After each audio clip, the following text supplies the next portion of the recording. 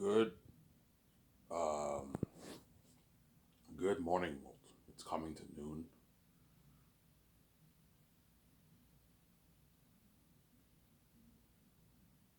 Hope you guys enjoyed my video that I made yesterday after work. Do you have your donair yesterday? Yes, yes, yeah. I had my donair. It was really good. I had my donair while I was watching Rad Brad's Assassin's Creed walkthrough. And after that, at nighttime, I went to the store and I bought myself a smoothie, a banana strawberry smoothie at the Ultramar. They have good smoothies. They sell good smoothies there. I had a banana smoothie, obviously. It's really good.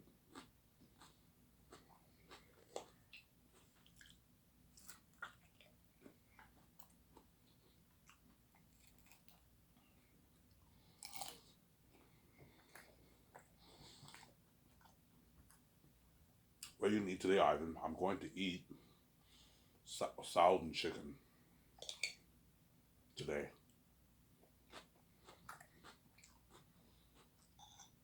And tomorrow I'm going to try the waffle at work. The waffle with bacon. I'm going to try that.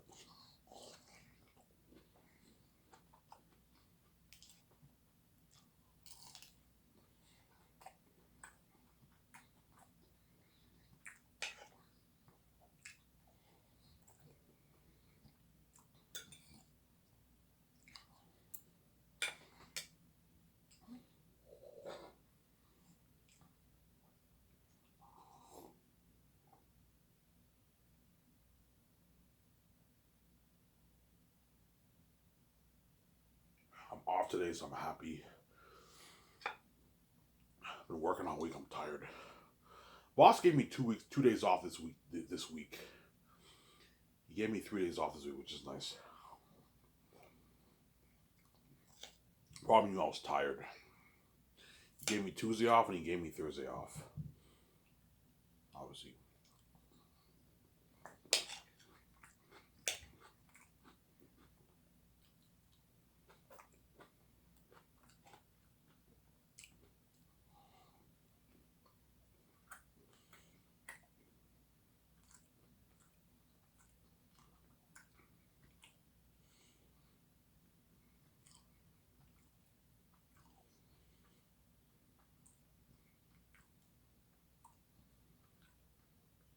yeah. The dishwasher who I work with, he's all on his own. He's all on his own today, which sucks. I feel bad for him on Saturdays because they put him on his own, obviously. Where Sundays I work with him, obviously. Why does the boss make him work Saturday alone? Because Saturdays is usually not as busy. Saturdays we get maybe 220 customers, but sometimes it could be busy. You told me last week it was very busy, but when I started working there, Saturday and was fucking the Saturday and Sunday was fucking busy. We had like 300 customers, but usually Saturdays you might get maybe 200, 220, 230 customers. You can manage. Whereas Sundays is busy where you get 250 to 300 customers. You need two dishwashers.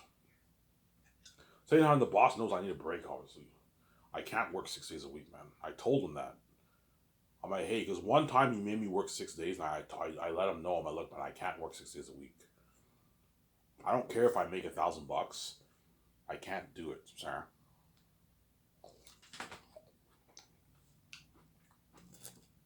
It's not worth killing my body for $1,000. Yeah.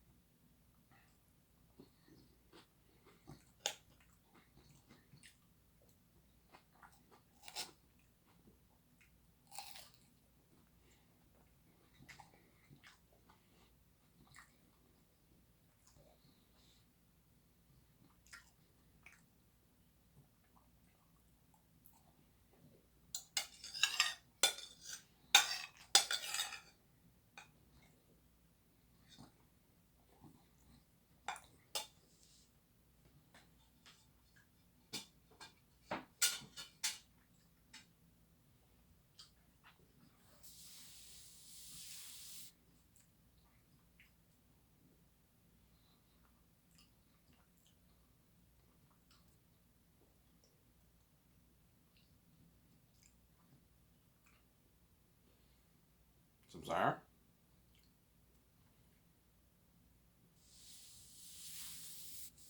Yeah, I'm only gonna make maybe, I don't know, 45-minute video. 50-minute video. I might make an hour, but I don't know. See.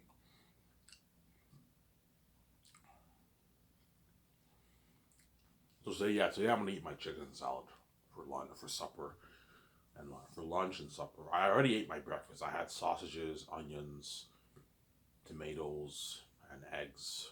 It's really good.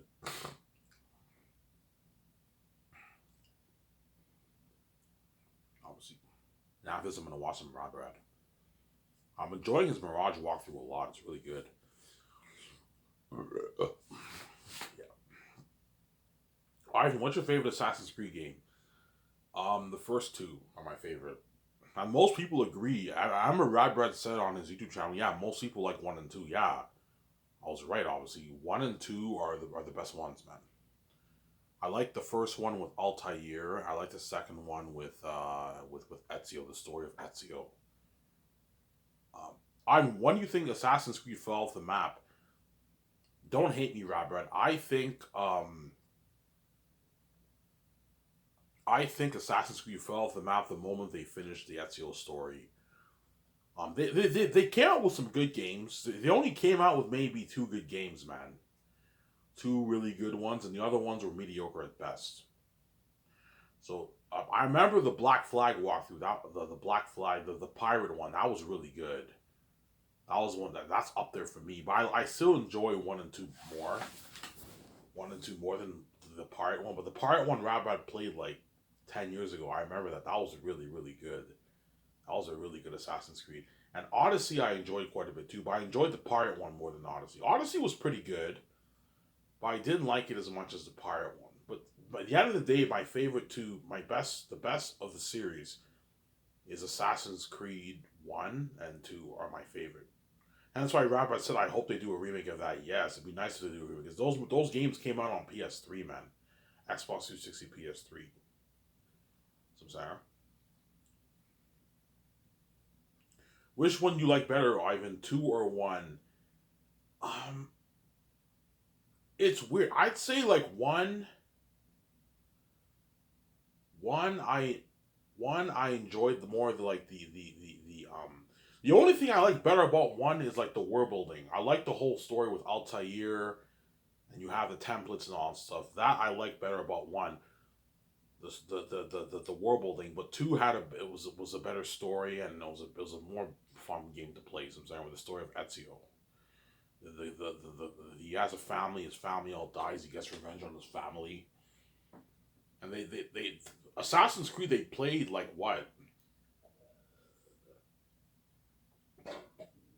Yeah, Ivan, how many of the games did you beat? I beat 6 or 5 of the Assassin's Creed games. I only played the Ezio stories, and I only played the Ezio story and Assassin's Creed 3. With that guy who hooks up with a native woman and he gets a son in like the 1800s. I played 3 was pretty good. 3 was actually a good game too. Robert played it on his channel, obviously. But my favorite, which game did you play? Okay, I played the first one. I beat the first one. I played the second one. I beat the second one. And I played Brotherhood. I own all these games. Brotherhood, I beat Brotherhood. Because how it goes is it goes Assassin's Creed 1, and then Assassin's Creed 2, and it goes Brotherhood. Obviously. Brotherhood, obviously. If my math is right. And then you have Revelations, and that ends the Ezio story. And then you have Assassin's Creed 3, which came out after Revelations. And I believe, yeah, Revelations, obviously. Samsara. I played all those games, and the other ones I didn't play. Give me a sec, guys. I gotta use the bathroom. I'll be back in a second. Don't hang this up.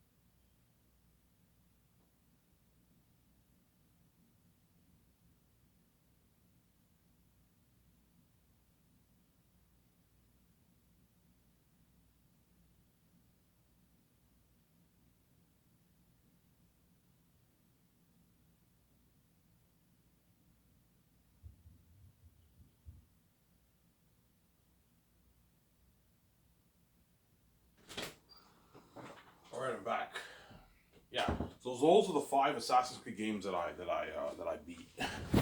What was the worst one, Ivan? Revelations. Revelations was terrible. The Revelations ends the Ezio story when he's old. That one was not good. It was not that great.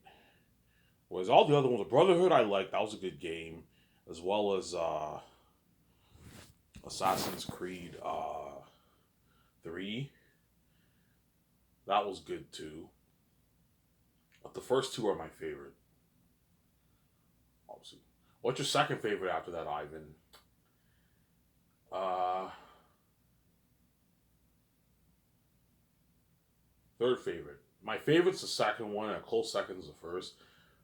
Third for me would probably be maybe the Black Flag one, the one that Rob Red likes. The pirate one's probably my third favorite. And all the other ones are pretty good at best. Origins, I saw the majority of that game. That game was pretty good. Odyssey was pretty good. I enjoyed that. It was quite good. The Mirage game I'm actually liking quite a lot. I think that might be maybe fourth for me, man. I'm enjoying Mirage a bit more than Odyssey. I'm enjoying it a bit more than Origins. And Valhalla was boring in my opinion. I didn't like Valhalla. Valhalla was boring. There's a reason why Robert didn't finish that game. It was too long, and the game was a bit boring. It wasn't as interesting as this game. Mirage is actually, I like the Arabic theme. Hence why I like the first one with Altair really good, because you have that Arabic theme with the templates and all that stuff. I love that theme. Whereas the Ezio story, you don't have the Arabic theme. It's the Italian theme, right? That's the one thing I like better about the first one, the world building, obviously. Whereas the second game, you have more of the gameplay and the story. It's a better story than the first one. But the first one, I love the world building with Altair. I like the thing where like you have this thing like the Matrix, right? I forget what it's called. You go in the real world as Desmond, and then you play as Altair, and when they hook them onto the machine, they used to do that. Once the Ezio story ended, they stopped doing that. That's what I miss about Assassin's Creed. They used to have the Desmond character in the real world, and he, you know what I'm saying. And you have, yeah, it was really good, man. That's why I miss about the old Assassin's Creed games. You know what I'm saying. Why do you think they continue to make more games? I think because they were making money. They're making a lot of money, so they decided to make a lot of games. And now Assassin's Creed has become so convoluted that they made like, I don't know, 13, 14 games. That's crazy, man. I'm like, you guys should end the Assassin's Creed series and just come up with a whole new series, in my opinion. I'm sidetracking, guys. I'm talking about games, right? I think Ubisoft should end the Assassin's Creed series. They should just focus on making start a whole new, brand new series of a game, or at least end it off with the samurai one that Rabbit wants. That'd be cool. And after that, end it, man. You're making way too many games. It's getting crazy, man. Yeah, you're making way too many games. Way too many games, man. You there? Yeah, that's my point.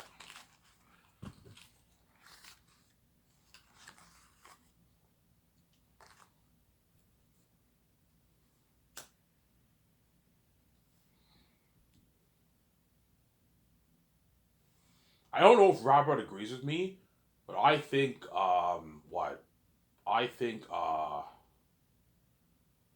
think for the Assassin's Creed they're making way too many games. They should stop. It's getting very, because they're making money. They keep making more games, but it's getting very convoluted. Whereby you guys are making way too many games, whereby it's getting convoluted. You know what I'm saying, that's my point.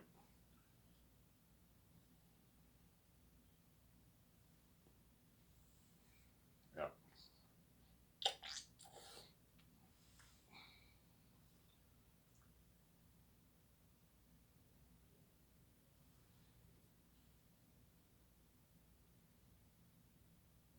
yeah. Yesterday I saw the documentary of Passion of Christ with Mel Gibson. I'm like, yeah, I think Mel's my man, not Peter, man. I compared Peter's. I compared the documentary of Lord of the Rings and the one for Passion of Christ. Obviously, you can tell both directors are amazing directors. But like, there's something about Mel that tells me he's gonna make the better movie than Peter, man. It's the gut feeling I have. Yeah, I think Peter's gonna make the better movie, not Mel, man. Don't hate me, Peter. I think Mel's gonna make the better movie, not Peter. You think Peter's movie will be a masterpiece? Yes. I think Peter will make a masterpiece, but I think Mel will make the better masterpiece, the more powerful story. Oh, some Sarah? Because Mel's an amazing director, man. Is he better than Peter? It's debatable.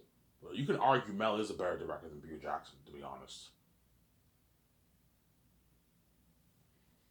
But if I choose Mel, there might be some of the fans might think I'm crazy. Ivan, what the fuck is wrong with you? Peter did Lord of the Rings. He's a fantasy guy. I know, but Mel also did Passion of the Christ. Yes, Lord of the Rings is better than Passion of the Christ. But Passion of the Christ, you can't deny it's a masterpiece. It's a masterpiece, man. It's an amazing story. And in Passion of the Christ, you have the demons watching Jesus. You have the demons in it. You know what I'm saying? Yeah. The only thing that worries me about Mel a little bit is the world building. Like, what kind of world is he thinking of? Like, I don't want a world like Passion of the Christ. No, it's not. It's a fantasy world like Lord of the Rings. You have to let him know that. But me, Guillermo del Toro, and Vijay are going to help him build the world. Of what? If I choose Mel, obviously, we're going to help him build the world for the movie and everything. So we still get an amazing world. And Mel Gibson's probably not as into CG as much as... I don't think Mel Gibson's is into CG as much as Peter.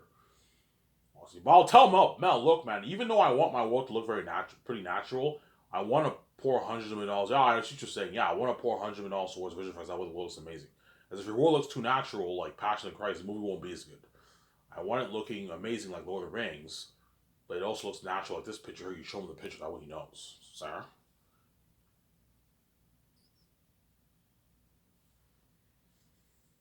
And when he signs that contract, he might cry. Ivan, thank you, man. Because Mel's a Christian always. He'll thank you, Ivan, man. Like Ivan, you're giving me this. You're signing me to a $290 million deal in free cash. I'm like, yeah, Mel. I'm like, there's no what. There's no dirty shit in my company, man. I'm a clean businessman. I'm a good man. He's like, thank you, Ivan. Hollywood would never pay me this in free cash. Yeah, I know. And if Mel can do what he did for Passion of Christ for $30 million, imagine what he can do with a $1.2 billion, $50 million budget. Peter already has an idea to work with a big budget. He worked with The Hobbit for $645 million, and that series was not that good, man. Because he winged it, obviously. Hence why I'm tempted to just choose the director. Should I just choose Mel or should I just choose Peter? But I'm scared if I do that, I might regret my decision. I don't want to choose Peter, and I end up regretting, I should have chosen Mel. I don't want to choose Mel, and I end up regretting I should have chosen Peter. That's why you got to test multi creativity, because it's tough, man. I watched the behind the scenes of Passion of Christ and Lord of the Rings. It's fucking tough. Hence why what?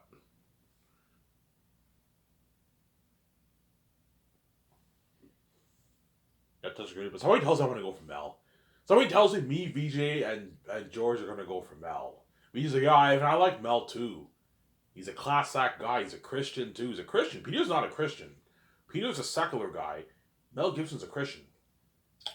And she's gonna put more of the Christian themes in there. With Tachyon, kind of like, yeah, I what you're saying. When Tachyon is mature in Volume 3, he's kind of like Jesus, yeah. And earlier, he's not as mature, yeah. I've been looking at amazing stories. I have so many ideas for like Eretan and the Curse of Master Assault. I've been looking at like demons, Ivan, yeah, like real demons. And Mel Gibson's gonna push it to another level, the horror of Eretan level. Peter will make it horrific too, obviously, but Mel Gibson's gonna push it to another level, man.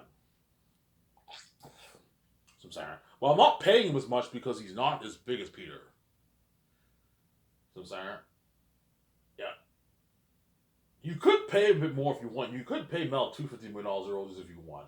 Considering he lives in America, you can pay him $250 million royalties if you want. No, 200's enough, man. Mel Gibson's gonna make, I don't know, like 100, like I don't know, like $10 million after taxes for 5 of his works. A lot. That's $100 million, which is good enough. He doesn't make that in Hollywood. He made more for Passion of Christ. Passion of Christ, he made like $300 million in royalties. But that was his movie. Whereas for Zayas, he's making it. He signed like a $300 million deal, but it's in Canadian money. So I'm saying that's my point. Because I'm not living in the States. So I'm sorry. I've watched one live in the States. Is it because it's ugly? No, the States is not an ugly country. It's very beautiful, the States. I saw Neil Tusa's Miami vlog. I'm like, holy shit, Miami's beautiful. Yeah, the States is very beautiful. The only thing I don't like about it is that it's too crowded for me. There's too much people living there, and it's a little filthy over there. It's filthy. So I'm sorry, it's not as clean as Canada. I'm gonna admit the States does have the better stuff. It has the better stuff, the better restaurants, everything. But economically, it's what? It's a better country, obviously. But it's too crowded. What I don't like about it is too crowded. And it's filthy over there. Higher crime rate, and the government is a mess. You guys are drowning like trillions of dollars in debt, Samsara. Whereas Canada does not have as good of the stuff as the States, but in terms of beauty and being clean, it's better than the States. That's my point. That's why I want to live in Canada. And I was born here. I like Canada. I'm used to Canada. And I always wanted to live in Vancouver, Canada, Vancouver, BC, Samsara. Obviously, Neil Tooth apparently likes the States better than Canada. I'm like, what's wrong with you, man?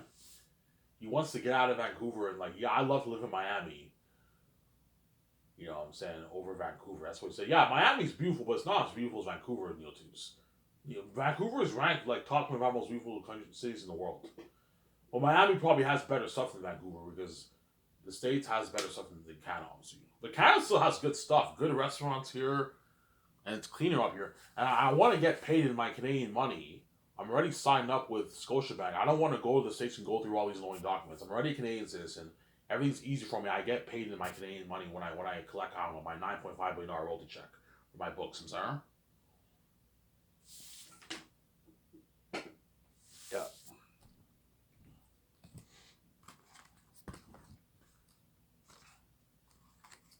that's my point.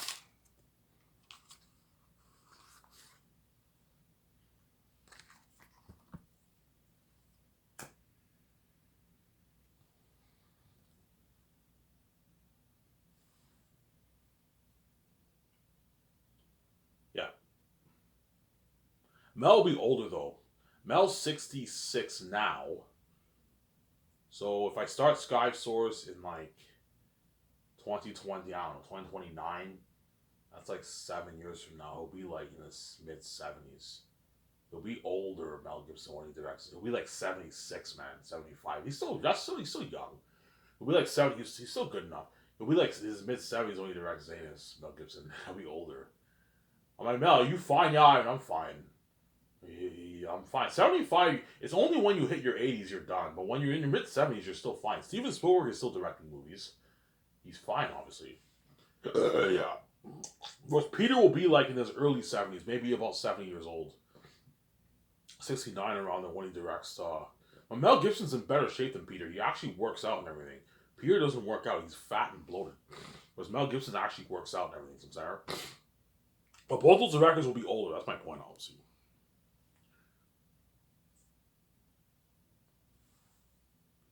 That's why it's tough for women to choose, man. They're both really good for the job, man. Yeah, they're both really, really good. But I think Mel's gonna make the movie. What I might do for to make Mel more comfortable, I can have his Passion of the Christ crewman work on my movie too if you want. Hey Mel, I don't mind having some of your Passion of the Christ guys work on your movie if you want. I mean,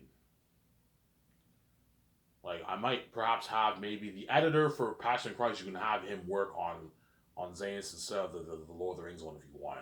You can see what you can do that if you want. You can have some of his Passion of Christ guys work on. You can have you can put an ad. I want people who worked on The Hobbit and Passion of Christ to work on Zanus. You can do that if you want. That way, Mel Gibson's more comfortable with some of his crewmen. I'm sorry. Because he doesn't know the Hobbit crewmen, where he knows all of the Passion of Christ crewmen. But you need the Hobbit guys too working on your movie. That's my point, Sarah.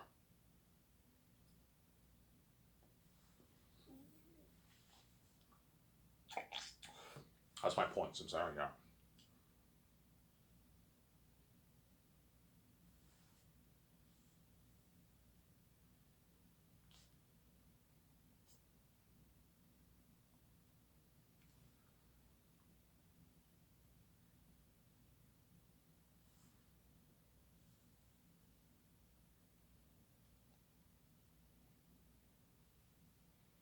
Yeah. So how much we pay Mel? Yeah, I'll pay Mel $56 million for the movie.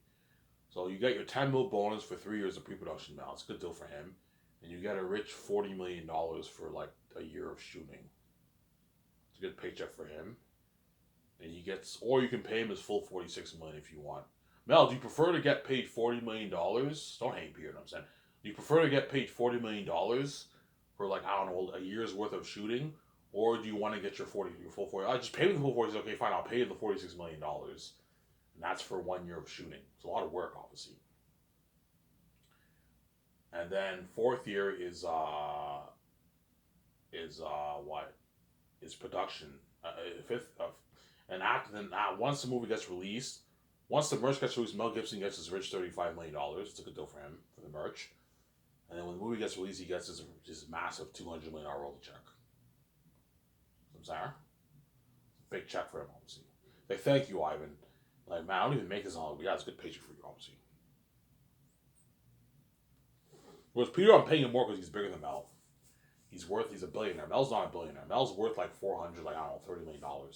It's a portion. Peter's worth like 1.6 billion. I think he's gonna be worth two billion because I heard he sold another part of his company for like $600 million in cash or something like that. I heard. So if that sell went through, Peter was now worth $2+ billion. He's big, Peter. Sorry. Yeah. If Peter is worth $2 billion, I could up his royalty to 500 million if you want. That way he signs $800+ million. You can do it. He signs like an like $15 million deal if you want. You can up it to 500 in royalties if he's worth $2 billion. If he's bigger. You can do that if you want. But so sorry.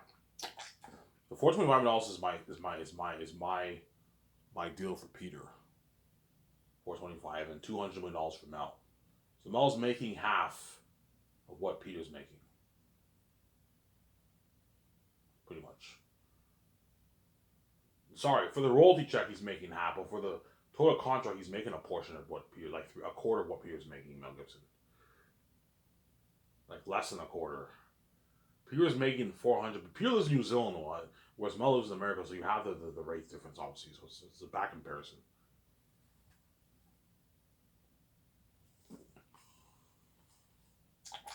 Yo, I have so much ideas for Eric the Devil Wolf King. You know what I'm saying? He lives in the south. You have the Mystic Vale. I'm like, yeah, you show him his picture. Yeah, I'm thinking something like that too. Like this video you showed me, stuff. He's even scarier than that. The wolves do rituals and everything. Look at an amazing movie. Yeah, they do this ritual. Yeah, when Faful is born, the wolves do a ritual in Barak, where they drink blood, animal blood. They feast on animals.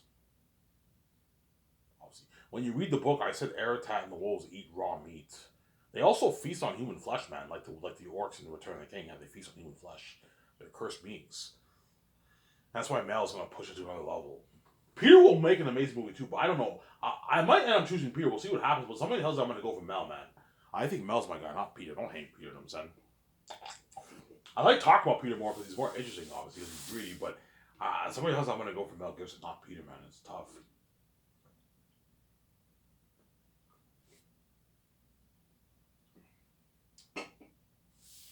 It's tough, Samsara. It's really, really tough, obviously. It's tough. Check my camera, guys.